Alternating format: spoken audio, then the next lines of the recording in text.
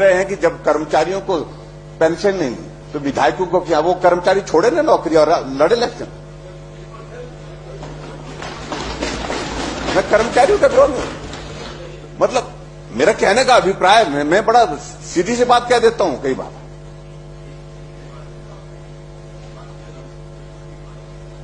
अगर ऐसा महसूस करता है कि भाई तो नौकरी छोड़ करके वो आए तो चुनाव लड़े, स्वागत है। और उनको भी पेंशन के हकदार हो जाएंगे।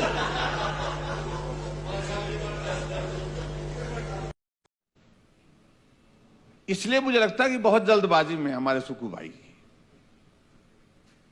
थोड़ा कई बार ना ये रहम करना ना ये भगवान को सबसे ज्यादा अच्छा लगता है, क्योंकि वो भी रहम करते हैं, हम और आप पर भी रहम करते हैं, क्योंकि हर आदमी कहीं ना कहीं गलती करता है, हर रोज गलती करता है और आदमी गलती का पुतला है और हम पर रहम करने वाले ऊपर हैं। और आज यहां आप अगर हैं तो आप भी रहम किया करो। मुझे लगता है कि बहुत ज्यादा हार्श होगा। अध्यक्ष महोदय, मैं एक बात और भी कह दूं, माननीय सदन के सदस्य मालूम नहीं उस सारी चीज को लेकर के कितने गंभीरता से लेंगे। हम लोगों के पेंशन, हम लोगों के भत्ते के पक्ष में हम 68 के सिवाय कोई और नहीं है, ना जनता में है, ना कोई कहीं किसी का समर्थन करता होगा तो पता नहीं, कोई नहीं करता है। ये बात बहुत दूर तक जाएगी। एक बार इसको छेड़ेंगे, आपने देखा होगा कि मीडिया में, सोशल मीडिया में जो चल रहा है, सिर्फ बिल आज आपने लाया है मात्र, लेकिन उसमें कमेंट्स देखिए कि सबकी बंद कर दो, ये शुरू हो गया है। इस बात को कोई और बोलने की हिम्मत नहीं करता है। मैं बोल रहा हूं और मुझे भुगतान करना पड़ेगा, मुझे मालूम है।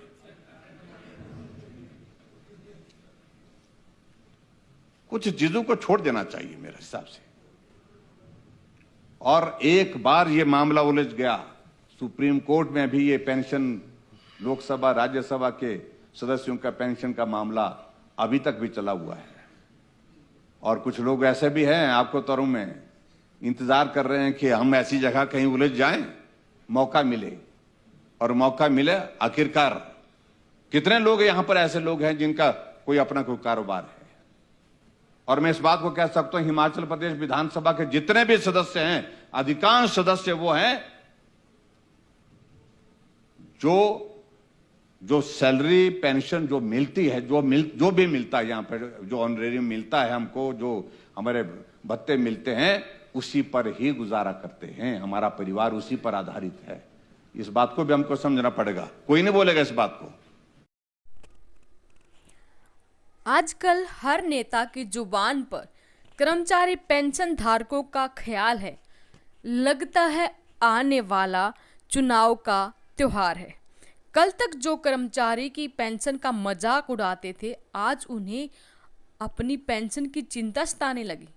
नमस्कार दोस्तों, एक बार फिर से स्वागत करते हैं आप सभी का हमारे YouTube चैनल पर। दोस्तों, आज हम आपके सामने वीडियो शेयर करने जा रहे हैं। मुख्यमंत्री जो थे जयराम ठाकुर साहब, ये वही पूर्व मुख्यमंत्री हिमाचल के जयराम ठाकुर साहब हैं। जब हिमाचल के शिक्षक कर्मचारी अधिकारी इनकी चौखट पर ओपीएस बहाली की मांग लेकर गए थे, तो अहंकार और सत्ता के घमंड में चूर जयराम साहब ने बड़ा ही बेतुका बयान दिया और कहा कि शिक्षक कर्मचारी अधिकारियों को ओपीएस चाहिए तो चुनाव लड़ें और विधायक बनकर अपना ओपीएस लें।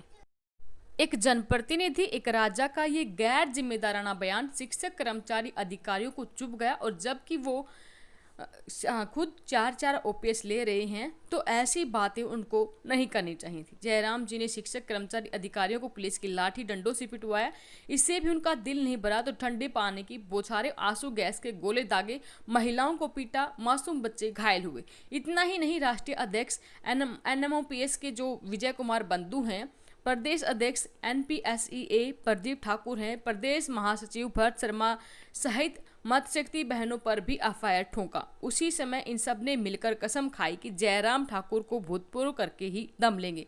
शिक्षक कर्मचारी चुनाव तो नहीं लड़े, लेकिन उनकी अभूतपूर्व एकता ने तत्कालीन सीएम जयराम ठाकुर साहब को भूतपूर्व कर दिया। बाद में जयराम साहब को अपनी गलती का एहसास हुआ और उन्होंने स्वीकार किया कि ओपीएस मुद्दे ने उन्हें हरा दिया। ये है मुद्दे की ताकत। और जिस ओपीएस को खराब बता रहे थे उसी ओपीएस को पाने के लिए भूतपूर्व सीएम विधानसभा में गुहार लगाते देखे गए हैं। हिमाचल की वर्तमान सुक्खू सरकार ने एनएमओपीएस और एनपीएसई से वादे किए कि जैसे ही उनकी सरकार बनेगी पहली कैबिनेट में पहली कलम से ओपीएस लागू करेंगे और सुक्खू साहब ने वायदा निभाया। भेदशालीन और परिपक्व वक्तव्य दिया कि हिमाचल के विकास में सरकारी कर्मचारियों का बड़ा योगदान है और वो विकास की गाथा लिखते हैं। ऐसे में ओपीएस देकर हम उनके बुढ़ापे की लाठी और सामाजिक सुरक्षा को उन्हें सम्मानपूर्वक वापस सौंपते हैं। ये हम उन सब पर कोई एहसान या कृपा नहीं कर रहे। ओपीएस उनका संवैधानिक अधिकार है, हम उसे वापस लौटा रहे हैं। उसी का नतीजा है कि चिंतराम शास्त्री जो 2017 में एनपीएस के तहत 1770 रुपये मासिक पेंशन से सेवानिवृत्त हुए और 2022 तक सुक्खू सरकार से पहले तक 1770 रुपये मासिक पेंशन लेते रहे। 2022 में सुक्खू साहब की सरकार बनते ही पहली कैबिनेट में ओपीएस लागू हुई, एसओपी जारी हुई और चिंतराम शास्त्री जी एनपीएस से ओपीएस के दायरे में आए। उनकी पेंशन अब 1770 से सीधे बढ़कर 36,850 रुपये हो गई। यही है पुरानी पेंशन जिसे हम मोहब्बत से ओपीएस कहते हैं।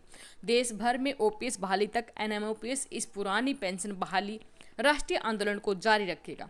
तो यही बात है, यही कारण है कि आज देश भर का शिक्षक, कर्मचारी, अधिकारी मांग कर रहा है कि उनको उनका पुरानी वाला पेंशन ओपीएस ही चाहिए। आपका क्या कहना है? वीडियो के कमेंट बॉक्स में अपनी राय जरूर दें और वीडियो अपने साथी दोस्तों के साथ जरूर शेयर करें। धन्यवाद। जय हिंद, जय भारत।